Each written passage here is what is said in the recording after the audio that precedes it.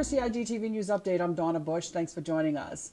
Laboratory professionals at the Health Services Authority will dedicate time from their usual behind-the-scenes roles to celebrate Medical Laboratory Professionals Week, otherwise known as Lab Week. It's all happening from April 21st through the 27th here in the Cayman Islands. Recognized internationally on the last week of April each year, Lab Week is a time to acknowledge medical laboratory professionals who play a vital role in healthcare and patient support.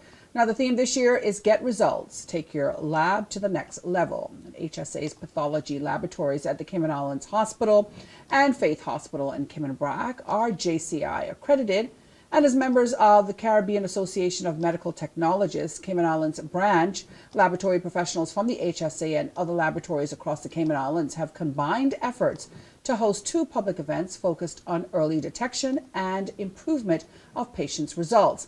Now, a free health screening takes place this Saturday, April 20th at the Foster's Food Fair that's in Countryside in Savannah from 8 in the morning to 1 p.m. A doctor will also be on hand to answer questions persons may have pertaining to their results. A Lab Week 5K fun run walk will be held Sunday, the 28th of April, starting at 5:30 in the morning. The route will begin and end at Smith Cove. Now, registration is $20, and there will be T-shirts, awards, and prizes. Now, if you're interested in participating or attending any of the events, you may call 926-0844 or 939-8847 or visit caymanactive.com to register for the Lab Week Fun Walk Run. Well, the National Roads Authority has started work on the Walkers Road Olympic Way Connector Road. Once the new route is completed after the upcoming Carifta Games, access to the University College and the Truman-Bodden Sports Complex will be easier and much quicker. The new connector road will be a quarter-mile long and start near Burger King on Walkers Road and go to the entrance of UCCI. Now, the first phase has been completed just in time for the Carifta Games, scheduled to happen this weekend, April 20th through the 22nd. Although it will be a dirt road this weekend, a press release states that the NRA felt it was important that the route be accessible to Carifta organizers for traffic relief. Work will be completed after the games with full construction taking place. The first phase of the works will create bicycle lanes in each direction and a continuous pavement along one side from Walkers Road to UCCI. Now, construction is scheduled to be completed by August this year at a cost of approximately $1.5 million, including land compensation costs. The project is being developed by the NRA with funding provided by the Ministry of Commerce, Planning and Infrastructure. Finally, making our headlines today, a reminder that the annual business survey consisting of the system of national accounts and the balance of payments surveys started back on April 8th and will run through June 7th. Now, the surveys, which are conducted by the Economics and Statistics Office, seek to collect information necessary to measure the economic performance of the Cayman Islands as a whole and all the individual sectors. Now, the surveys covered all entities that produce goods and services right here in the Cayman Islands. The previous SNA survey conducted in 2018 revealed that the country's GDP, or a measure of the total value of goods and services produced locally, amounted to CI $4.17 billion back in 2017. That was after adjusting for price increases. Now, this represents an economic growth of 3%.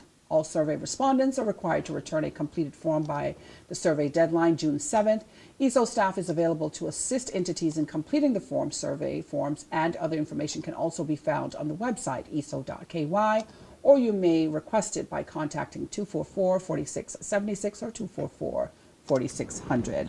And that ends today's news update here on CIG Television. I thank you as always for joining us and invite you back here again tomorrow. Until then, bye-bye for now.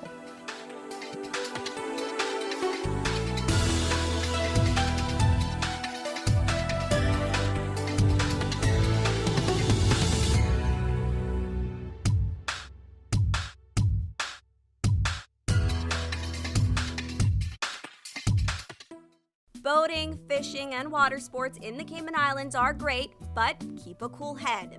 Here are 7 tips for fun and safe sea outings. Number 1. Use a checklist to plan your outing. Check the weather forecast, make a float plan, and share it with someone who is remaining on land, stating where you're going, with whom, and when you're expected to return. Visit your nearest marine supply store to get your safety gear. This includes signaling mirrors, whistles, and a flare kit.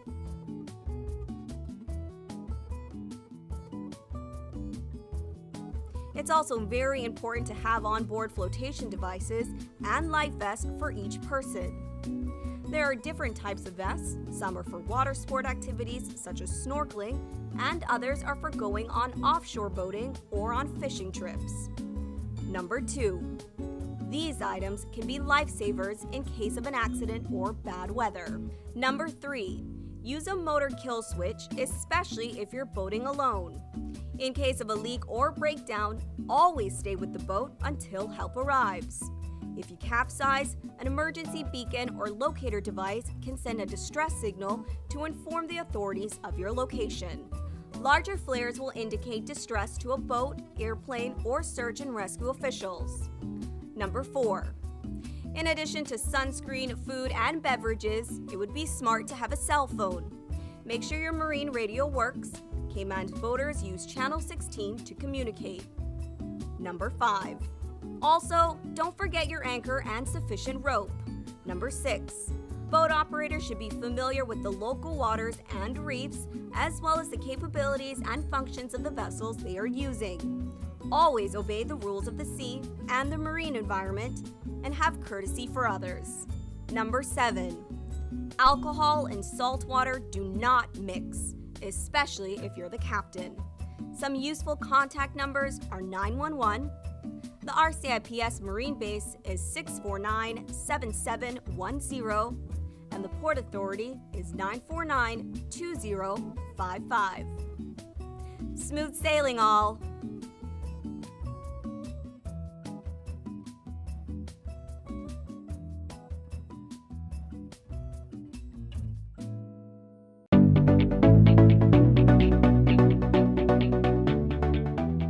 I'm Jody Ann Fowry. I'm the Police Media Officer with the RCIPS, and I'm here to give you some crime prevention tips on how to best protect your property.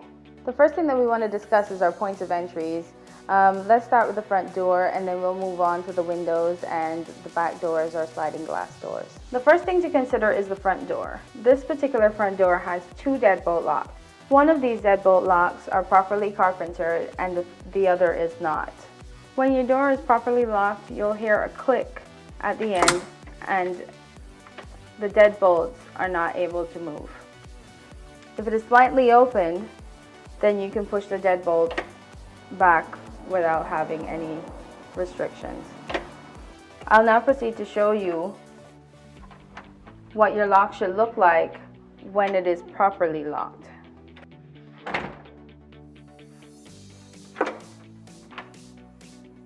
When it comes to your windows, you want to make sure that your window is locked all the way down, because even though the lock is on, if it's not all the way down, it can still be pried.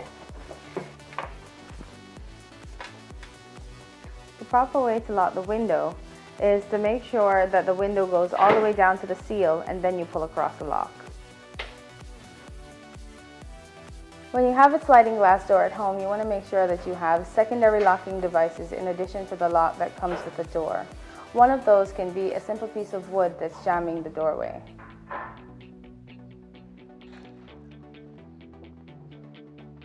We want to encourage you to ensure that you don't make things easy for burglars who are looking for opportunities to break into property by leaving your property out in plain view. Some of these items are your car keys, your electronics, and your handbags. Make sure that you put these properties away when you're leaving the house or when you're going to bed. When you're going camping or if you're taking your family on a trip, you want to ensure that your property has some sign of life. This can be done by leaving a light on or putting timers on your lights. And we want to ensure that our family homes are safe. In order to do so, we encourage that people take the proper precautions by starting up neighborhood watches or encouraging family members or persons they trust to check on their properties while they're away.